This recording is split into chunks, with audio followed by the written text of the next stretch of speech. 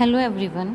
आज हम स्टार्ट करेंगे हमारा topic centre of curvature coordinate of centre of curvature. इसके देखो क्वेश्चंस मैंने इससे प्रीवियस वीडियो में भी कराए थे, है ना, तो उसी को आगे कंटिन्यू करते हैं। तो तुम्हारा क्वेश्चन है, find the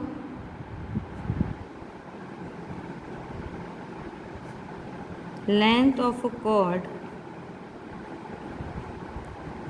of curvature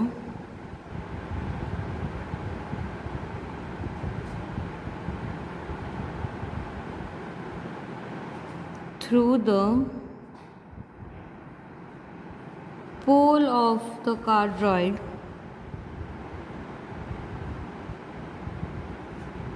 r equal to a 1 plus cos थीटा। ठीक है, तो देखो हमें लेंथ निकालनी है, हमें ऑलरेडी गिवन है,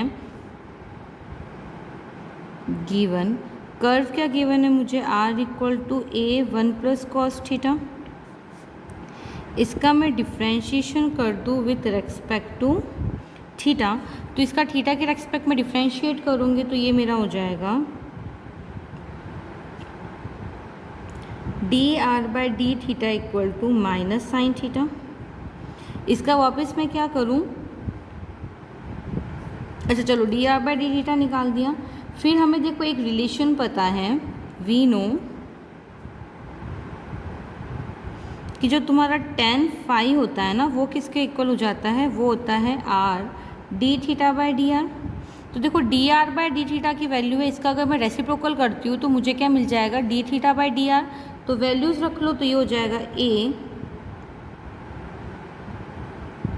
आर की वैल्यू भी रख लेंगे और D theta by d are की वैल्यू भी रख लूँगी। तो आर की वैल्यू यहाँ से क्या हो जाएगी, ए 1 प्लस कॉस थीटा, और यहाँ से क्या निकालो, D theta by d are की वैल्यू निकालो, यानी इसका रेसिप्रोकल कर लो तो ये हो जाएगा -1 अपन साइन थीटा, यानी ये हो गया माइनस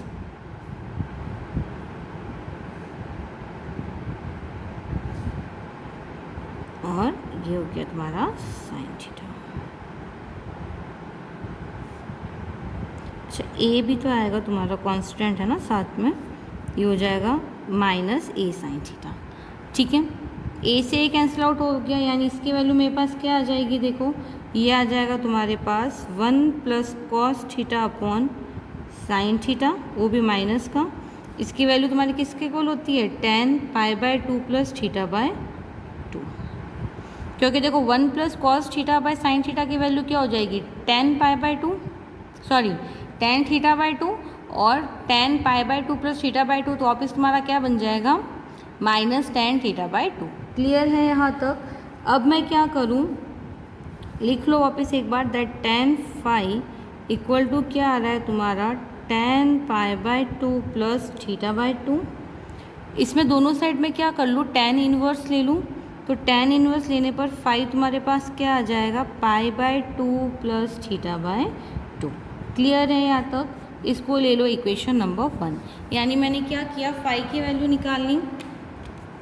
ठीक है, अब मैं क्या करूँ, देखो हमें एक और रिलेशन पता है, दैट P इक्वल टू क्या होता है तुम्हारा, P इक्वल टू हो जाएगा R sine phi. Question continue करते हैं। इसके बाद देखो है ना, P इक्वल टू तुम्हारा क्या होता है, R साइन फाई, एक रिलेशन होता है। फाई एंगल तुमने अभी अभी निकाला है तो फाई एंगल उसमें पुट कर लेना, तो ये हो गया तुम्हारा P equal to R sine phi, यानी P equal to R sine phi की वैल्यू क्या है तुम्हारी, हाफ पाई प्लस थीटा। ठीक है, अब मैं क्या करूं, अच्छा तुम्हारा sine pi plus sine pi plus theta तुम्हारा क्या होता है, कॉस थीटा हो जाएगा। तो इसकी वैल्यू देखो तुम्हारी किसके इक्वल आ जाएगी, ये हो जाएगा P equal to R cos theta by 2। यहाँ तक बात समझ में आई। P निकाल लिया मैंने, अब मैं R निकाल लूँ, तो R इक्वल टू क्या है मेरा, A 1 प्लस कॉस थीटा है क्वेश्चन के अकॉर्डिंग। कॉस थीटा को तुम क्या लिख सकते हो, कॉस थीटा को हम लिख सकते हैं, लिख लो फॉर्मूला, आइडेंटिटी है तुम्हारी ट्रिग्नो की, कि 1 प्लस कॉस थीटा तुम्हारा क्या होता है, 2 cos स्क्वायर थीटा बाई 2। तो 1 प्लस कॉस थीटा की जगह पे मैं क्या लिख दूँ, 2 cos स्क्वायर थीटा बाई 2 लिख दूँ। तो ये हो जाएगा R equal to A 2 cos square theta by 2। Clear है यहाँ तक। यहाँ से cos थीटा की वैल्यू मेरे पास क्या आ जाएगी, cos थीटा बाई 2 की वैल्यू आ जाएगी √R upon 2A। cos theta by 2 की वैल्यू क्या आ गई, √R अपॉन 2A। अब इस cos थीटा बाई 2 की वैल्यू मैं R में रख दूँ तो ये मेरा हो जाएगा R इक्वल टू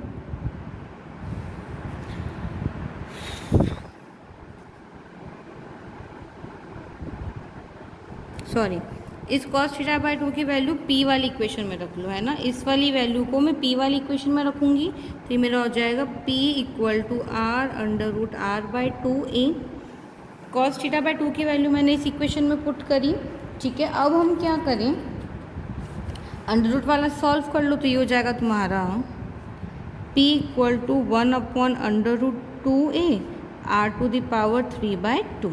यहाँ से क्या कर सकते हो, dP/dR निकाल सकते हो, ठीक है। तो तुम्हारा क्या हो जाएगा, अगर मैं इसका इंटीग्रेशन कर लूँ तो ये मेरा आ जाएगा dP/dR equal to 1 upon √2A 3/2 R⁴1/2, ठीक है। यहाँ तक चीज़ क्लियर हुई। अच्छा, हमें देखो एक फॉर्मूला पता है रेडियस ऑफ कर्वेचर निकालने का। वी नो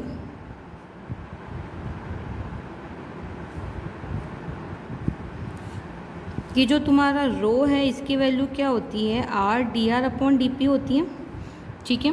तो तुम्हारे पास dP/dR की वैल्यू है, जब मैं इसका रेसिप्रोकल करती हूँ तो मुझे क्या मिल जाएगा, dR/dP मिल जाएगा।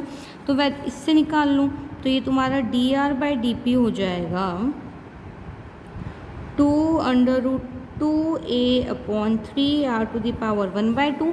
वैल्यूज पुटअप कर लेंगे तो ये मेरा हो जाएगा, देखो R 2√2A अपॉन 3√R, ठीक है।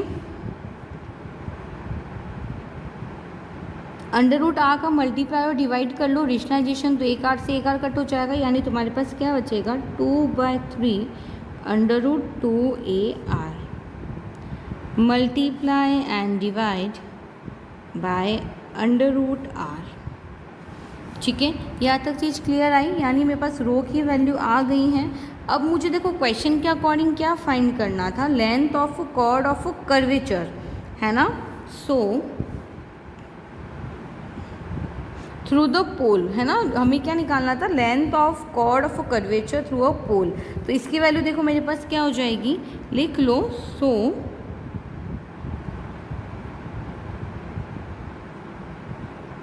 Length of chord of curvature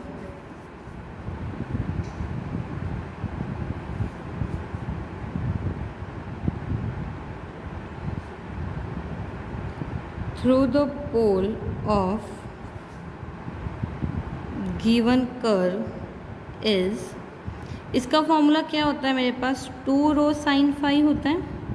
अब देखो मेरे पास फाई की वैल्यू है, वो क्या निकाली थी मैंने, 1/2 ब्रैकेट में पाई प्लस थीटा। तुम्हारे पास रो की वैल्यू है, दोनों ही वैल्यू मैं इसमें पुटअप कर लेती हूँ तो ये मेरा आ जाएगा 2, रो की वैल्यू रख लो तो ये हो जाएगा 2/3 √2AR, है ना। और साइन फाई की वैल्यू क्या हो जाएगी, 1/2 पाई प्लस थीटा। तो ये तुम्हारा हो जाएगा 2 × 2 4/3 √2AR। और साइन π/2 प्लस थीटा तुम्हारा क्या होता है, cos θ/2 होता है, तो ये हो जाएगा cos θ/2।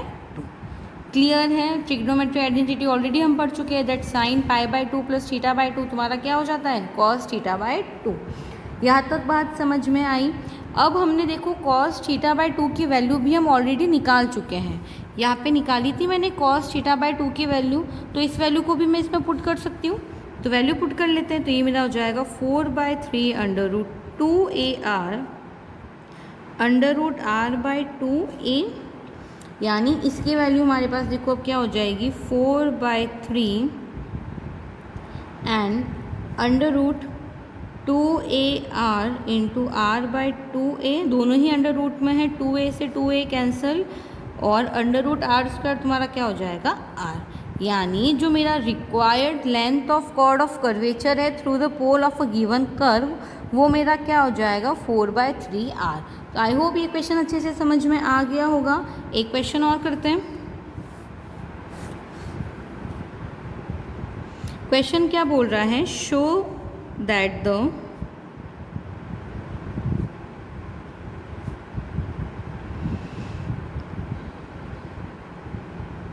chord of curvature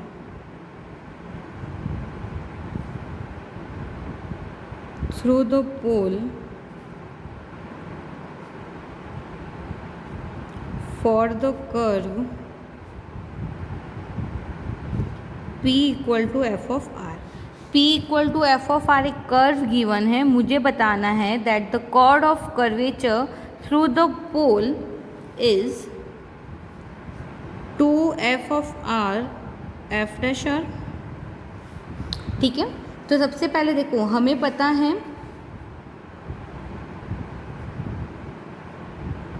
we know pedal equation, तुम्हारा क्या होता है that P equal to R sine phi, ये रिलेशन मैं ऑलरेडी बता चुकी हूँ कि पैडल इक्वेशन का मेरा रिलेशन क्या होता है P equal to R sine phi. अब हम क्या करें, अच्छा देखो हमें एक और चीज़ क्या पता है कि जो तुम्हारा रो है यानी रेडियस ऑफ कर्वेचर है वो क्या होता है R D R upon D P. ठीक है, इसको ले लो इक्वेशन नंबर 1, इसको ले लो इक्वेशन नंबर 2। ये दोनों ही तुम्हारे सीधा सीधा फॉर्मूले से आए हैं कि तुम्हारा पैडल इक्वेशन क्या होता है P equal to R sine phi, rho equal to क्या होता है R D R upon D P. अब हमें बताना है कि जो तुम्हारा कॉर्ड ऑफ कर्वेचर है थ्रू द पोल, तो उसका फॉर्मूला भी मुझे सीधा पता है, तो लिख लो by formula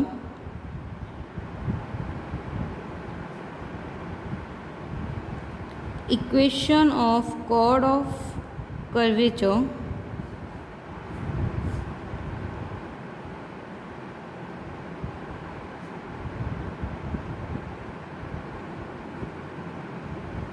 through the pole for the curve is, ये तुम्हारा क्या हो जाता है 2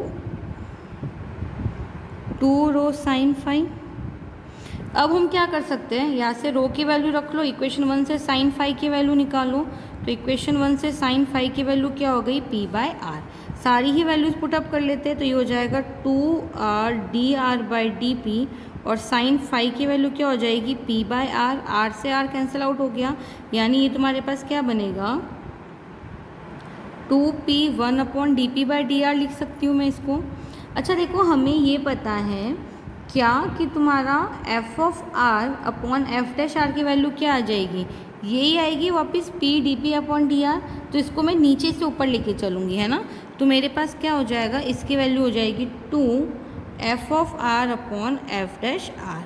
क्यों, क्योंकि तुम्हारा f ऑफ r क्या था P, तो ये देखो तुम्हारा क्या है P, f ऑफ r की वैल्यू P है, तो P की जगह मैं क्या लिख सकती हूँ f ऑफ r। ये तुम्हारा P का 1 टाइम डिफ्रेंशिएशन है r के रेस्पेक्ट में, तो इसको मैं क्या लिख सकती हूँ f ऑफ r का 1 टाइम डिफ्रेंशिएशन यानी f डैश r। तो आई होप ये क्वेश्चन सभी को अच्छे से समझ में आ गया होगा। ठीक है, एक बार शॉर्ट में फटाफट इसको रिवाइज कर लेते हैं हम। ठीक है, तो क्या था तुम्हारा कि जो लेंथ ऑफ कॉर्ड निकालनी थी, तो हमेशा ध्यान रखोगे लेंथ ऑफ कॉर्ड का तुम्हारा फॉर्मूला क्या होता है, सीधा फॉर्मूला बेस्ड क्वेश्चन है, तो लेंथ ऑफ कॉर्ड का तुम्हारा फॉर्मूला हो जाता है 2 रो साइन फाई, यानी हमें रो निकालना है, रो रेडियस ऑफ कर्वेचर होता है और फाई तुम्हें एंगल निकालना होता है। तो इसमें मैंने क्या किया, देखो मुझे एक कार्टरॉइड की इक्वेशन गिवन थी, तो मैंने इसको क्या किया थीटा के रेस्पेक्ट में डिफरेंशिएट कर लिया, तो थीटा के रेस्पेक्ट में डिफरेंशिएट करने पर मुझे d are by D theta मिल गया, यानी इससे मैं d theta by d r निकाल सकती हूँ। फिर तुम्हें फॉर्मूला पता है कि जो तुम्हारा tan फाई होता है वो R D theta by d are के इक्वल होता है, वैल्यूज़ पुटअप कर लो, यहाँ तक आ जाएगा। यहाँ से दोनों साइड मैं tan इनवर्स लूँगी तो मुझे फाई मिल जाएगा, है ना। और फाई की वैल्यू तुम्हारी यहाँ से क्या आ गई, π/2 + θ/2। यानी देखो जो मुझे लेंथ ऑफ कॉर्ड निकालनी थी ना, उसका फॉर्मूला तुम्हारा क्या होता है, 2 रो साइन फाई होता है। तो तुमने क्या किया, फाई एंगल तो निकाल दिया। अब मुझे सिर्फ क्या निकालना है, रो की वैल्यू ही तो निकालनी है, यानी रेडियस ऑफ कर्वेचर निकालना है। तो फिर मैंने क्या किया था, मैंने ले लिया था P = r sin फाई। ये तुम्हारा क्या है, ये तुम्हारा होता है पैडल इक्वेशन, है ना। अगर किसी को कन्फ्यूज़न हो कि ये वाला रिलेशन कहाँ से आया, P = r sin फाई, तो ये तुम्हारा आया है पैडल इक्वेशन से। क्लियर है यहाँ तक। फिर तुम्हारा क्या हो जाएगा, P = r sin फाई की वैल्यू रख ली, है ना। और फिर हमने ऐसे करके क्या निकाला, cos θ/2 की वैल्यू निकाली, जो कि वापस मैंने P में रखी।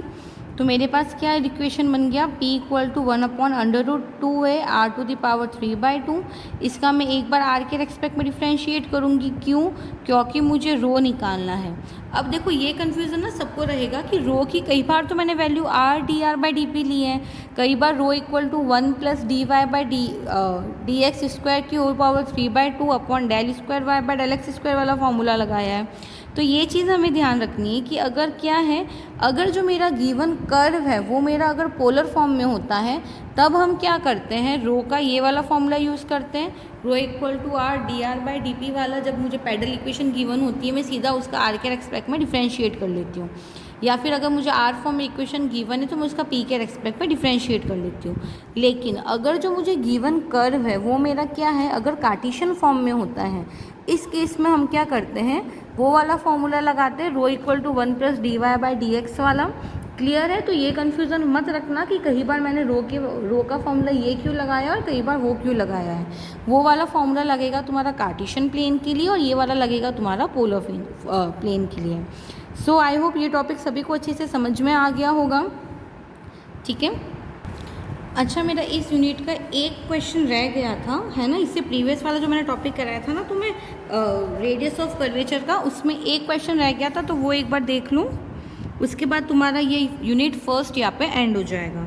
एक क्वेश्चन रह गया था, वो कर लेते एक बार, कि prove that at any point on the equiangular